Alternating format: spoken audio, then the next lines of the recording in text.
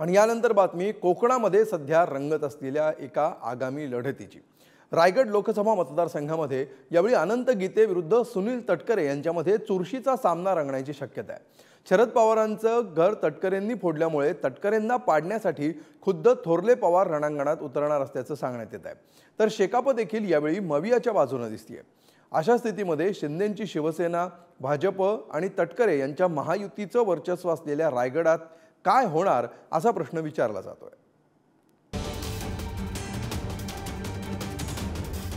रायगड लोकसभा मतदारसंघात निवडणुकीचं वातावरण तापायला सुरुवात झाली आहे।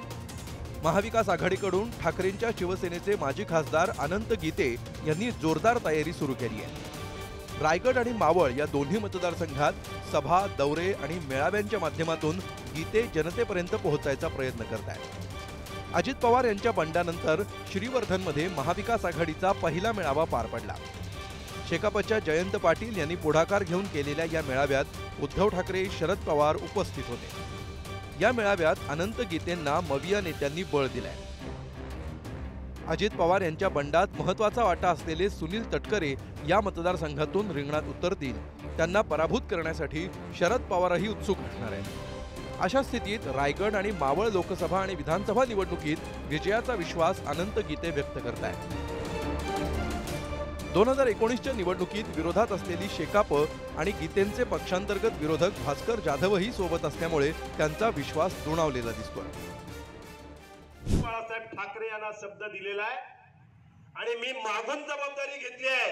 रायगड लोकसभा आणि मावळ लोकसभा या दोन लोकसभांची जबाबदारी मी मागून घेतलेली आहे। रायगडचा खासदार अनंत गीते होईलच, पण मावळचा खासदार सुद्धा उद्धव बाळासाहेब ठाकरे यांचाच खासदार होईल। दुसरीकडे शिवसेनेत आणि राष्ट्रवादीत घडलेल्या बंडांनंतर जिल्ह्यातली राजकीय परिस्थिती बदललेली आहे। रायगड लोकसभा मतदारसंघातील 6 विधानसभांपैकी 5 विधानसभा मतदारसंघात महायुतीचं वर्चस्व आहे। 10 वर्ष केंद्रीय मंत्री राहिलेल्या अनंत गीतेंनी मतदारसंघासाठी काय केलं असा सवाल सुनील तटकरे करतायत। गीते यांचे दावे वैफल्यातून येत असल्याचं त्यांचं म्हणणं आहे। आणि वैफल्य आलं की व्यक्तिगत टीकेला अधिक त्या ठिकाणी लक्ष केंद्रित केलं जातं।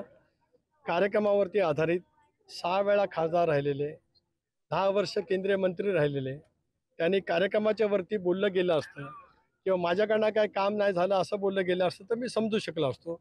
इतका प्रदीर्घ काळ लोकसभेमध्ये काम करण्याची ज्यांना संधी मिळाली, केंद्रातले मंत्रिपदाची संधी मिळाली, नरेंद्र मोदी साहेबांच्या, वाजपेयी साहेबांच्या नेतृत्वाखाली ज्यांना काम करण्याची संधी मिळाली, ज्यांच्याकडून सुदभर सुद्धा काम झालं नाही, त्यांच्याकडून याच्यापेक्षा वेगळ्या अपेक्षा जनतेच्या नाहीत, माझ्या आशाचं काही कारणच नाही।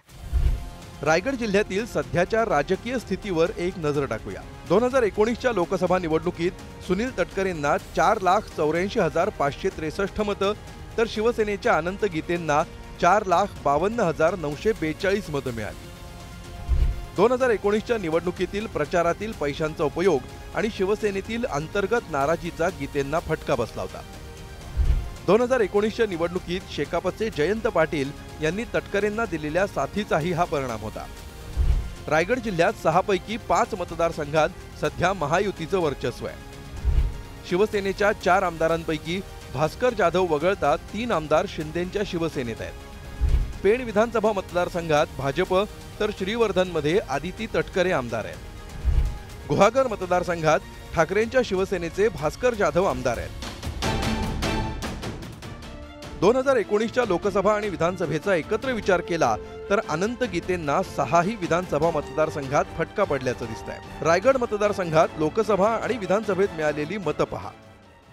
पेणमध्ये लोकसभेसाठी अनंत गीतेंना 90,588 म्हणजे 46.92% मतं मिळाली, तर सुनील तटकरेंना 89,981 म्हणजे 46.24% मतं मिळाली होती। तर विधानसभेचा विचार केला तर भाजपच्या रविशेठ पाटील यांना 1,12,380 मतं मिळाली, जी 52.05% एवढी होती। तर शेकापच्या धैर्यशील पाटलांना 40.91% म्हणजेच 88,329 मतं मिळाली। अलिबागमध्ये लोकसभेला अनंत गीतेंना 79,497 मतं मिळाली, ज्याची टक्केवारी 42.4 एवढी होते, तर सुनील तटकरेंना 99,463 मतं मिळाली होती, जी 53.05% आहेत।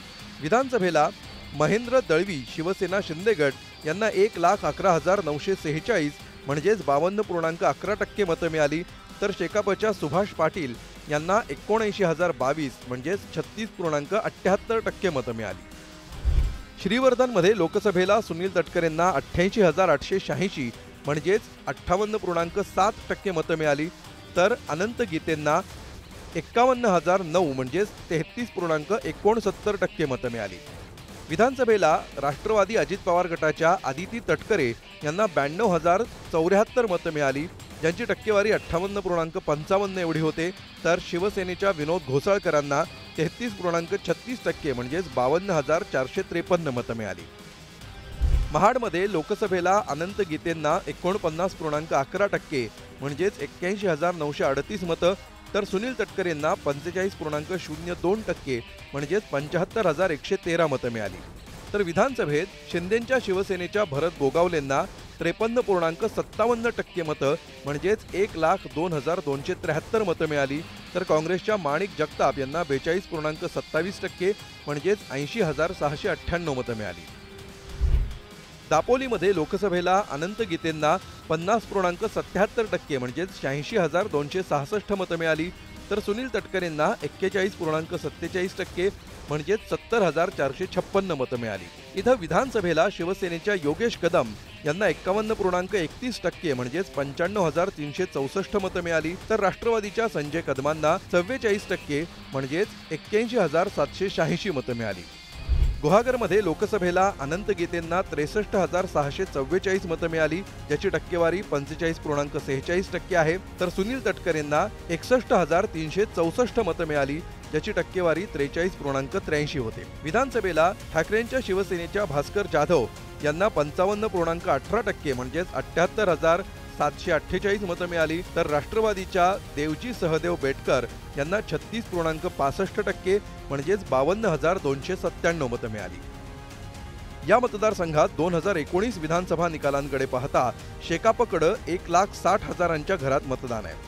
बदललेल्या समीकरणात शेकाप आणि एकट्या भास्कर जाधवांच्या साथीनं महायुतीचे उमेदवार असणाऱ्या सुनील तटकरेंना अनंत गीते किती आव्हान उभं करू शकणार हे पाहावं लागणार आहे.